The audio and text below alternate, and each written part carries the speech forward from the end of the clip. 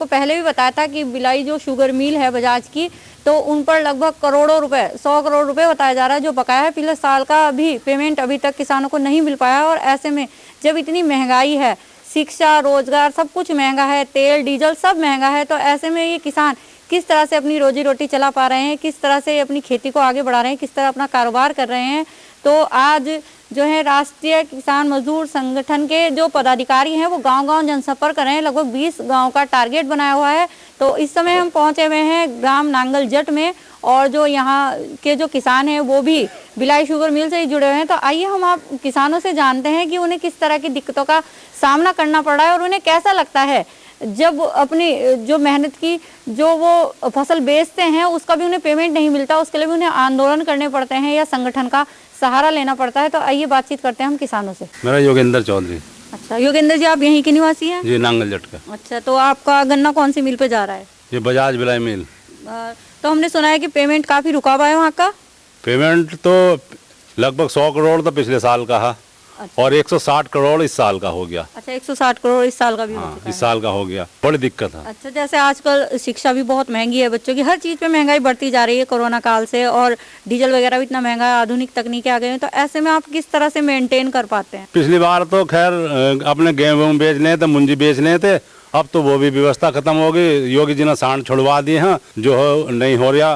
वो खेतों में पैदा अपने खाने ले आएगी, बड़ी मुश्किल से हो रहा है, बड़ी दिक्कत आ रही है। अपना सामान चीज़ पत्तर रख कर लोग बाग गाँव में, आदमी माइक पर कहना नहीं चाहता, लेकिन अपनी चीज़ पत्तर रख कर अपना खर्चा चला रहे हैं। 1500 रुपये एक ट्राली पर खर्च आता है कम से कम गन्ना डालने का, और जो चीज़ें अलग हैं। पहले 2 साल बाद हमारा पेमेंट आ रहा। अगर आज हम फसल बो रहे हैं तो उसके लगभग 2 साल लग रहे हैं हमारे पास पैसा नहीं उस फसल का। अच्छा, जैसे 2 साल आप बता रहे हैं कि पेमेंट आने में 2 साल लग रहे हैं लगभग, तो आपको कैसे पता चलता है कि आपको लाभ हो रहा है या कहीं हानि तो नहीं हो रही है? इस चीज में कैसे पता चल पा रहा है आपको? हानि हो रही है। लोग बात जब गाँव के जो किसान खेती किसानी छोड़कर शहर की ओर भाग रहे हैं, हानि हो रही है। अपना जो काम लोग आवागनों ठेके पर दे दिया, किसी ने बटाई पर दे दी, बेचारे जा रहे हैं। छोटा किसान क्या करेगा? इसमें बड़ी दिक्कत आ रही है। बच्चों की फीस जमा होने में बड़ी दिक्कत आ रही है, पढ़ाई में दिक्कत आ रही है, अपने जो निजी खर्चे हैं रोजमर्रा के उनमें बहुत दिक्कत आ रही है। कर्जा चढ़ गया जी। अगर हम किसी से उधार लेंगे 1 लाख रुपए का, तो हम इस मिल के चक्कर में 25,000 रुपए तो उसके ब्याज के देने पड़ जाएंगे किसी गाँव वाले को। जी, ब्याज के देने पड़ेंगे। और देखिए लगातार ये बहुत ही परेशानी है, क्योंकि खर्चे तो रोज के होते हैं। कोई भी छोटा व्यापारी भी हो, अगर आप किसी दुकान पर जाते हैं तो कोई वस्तु अगर आप खरीदेंगे तो तुरंत ही उसका पेमेंट दे देंगे, लेकिन यहाँ पर जो किसान है वो अपने खून पसीने की कमाई, उसकी ये गन्ना और फसल ही होती है उसकी, उसे बेच रहा है, लेकिन उसका पेमेंट उसे नहीं मिल पा रहा है। आइए और भी लोग यहाँ पर बैठे हुए हैं, उनसे बातचीत करते हैं। क्या नाम है भैया?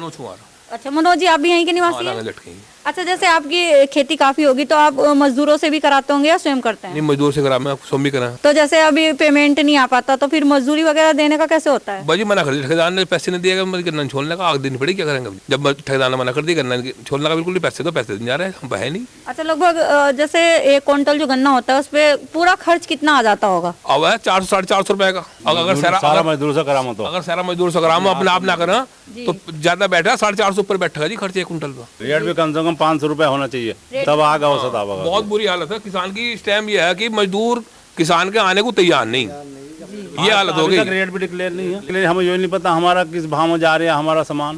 जी, तो आगे अभी राष्ट्रीय मजदूर किसान संगठन जो है तो वो अभी आंदोलन करने वाले हैं। तो 2 तारीख में, तो आप क्या उनके साथ हैं? पूरा सहयोग करेंगे, पूरा गाँव सहयोग, पूरा क्षेत्र जितने भी भिलाई मिल के किसान है और बाहर के किसान भी आने को तैयार है हमारे सहयोग के लिए। पूरा सहयोग करेंगे जितना भी तन मन धन से।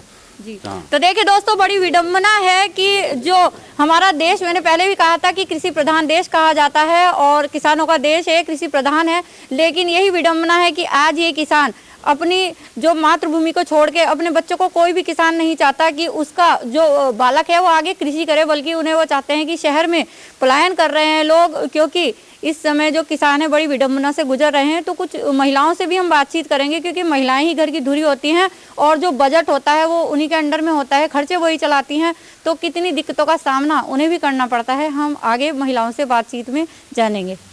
नाम है आपका? मीनाक्षी। तो मीनाक्षी जी, आपके हस्बैंड क्या करते हैं? किसान है। अच्छा, किसान हैं। तो जैसे यहाँ पर गन्ना मिल से पेमेंट नहीं आ पा रहा है, पिछले साल से नहीं आया है, तो कितनी दिक्कतों का सामना आपको करना पड़ रहा है? बहुत दिक्कतों का सामना करना पड़ रहा है, फीस भी नहीं जा पाती बच्चों के और खर्चे इतने हो रहे हैं, क्या करें। पिछले साल का भी नहीं आया, अब के भी नहीं आया। महंगाई है, सब्जी वगैरह सब महंगी हुई, गैस महंगी हो गई है, तो कैसे मेंटेन करते हैं आप बजट? अब देख लो जी, 1100 रुपये सिलेंडर आ रहा, इतना महंगा। पहले 400 रुपये का आता था, अब 1100 रुपये का आ रहा है। तो इसी हिसाब से कंजूसी से देखभाल के ही काम करना होता है। देखभाल के काम करना होता है। एक महिला और हमारे साथ है, आइए इनसे जानते, क्या नाम है आपका? किरण। किरण। तो किरण जी, आपके हस्बैंड क्या करते हैं? खेती। खेती करते हैं।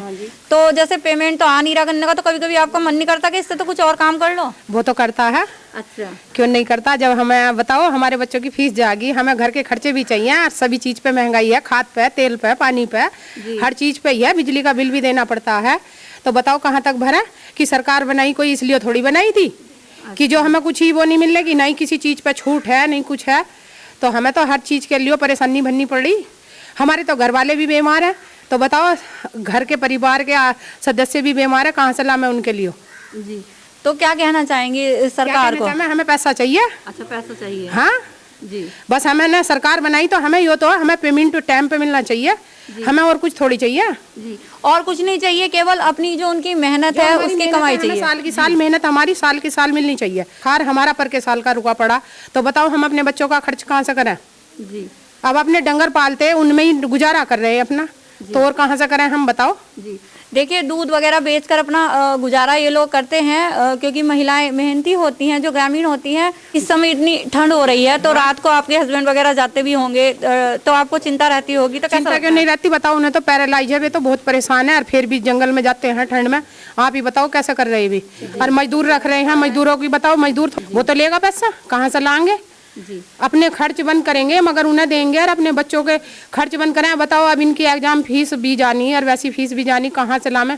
अच्छा, तो अब जैसे शिक्षा की अभी आपने बात की है, तो शिक्षा बहुत महंगी हो गई है, हर चीज महंगी हो गई है। अब बच्चों की फीस कितनी महंगी हो रही, गाड़ी का किराया भी रहा, हर चीज का वो रहा, बताओ कहाँ से देंगे इतना। अच्छा, यहाँ पर ये बताइए कि आप चाहेंगी कि आपके बच्चे खेती करें या फिर जॉब में बाहर चले जाएं? तो अपने बच्चों को अच्छा ही शिक्षा देने की सोच रहे हैं कि खेती में तो हम ही बतेरी फां फां कर रहे, कौन सा हमें कुछ मिल गया। तो देखिए, यही हाल है। जो कृषक जो लोग हैं, वो अब बिल्कुल भी नहीं चाहते कि उनके बच्चे जो है कृषि करें आगे, क्योंकि इसमें कुछ भी नहीं बच पा रहा है, मेहनत अधिक है और लाभ कम हो पा रहा है। तो इस समय इनकी गुजर बसर भी मुश्किल से चल रही है। इन्होंने जैसे बताया, बताओ, देखो मजदूरी देखकर सब कुछ देखकर हमें कुछ नहीं बचता, बस ये है कि रोटी मिलो जा, वही बहुत है।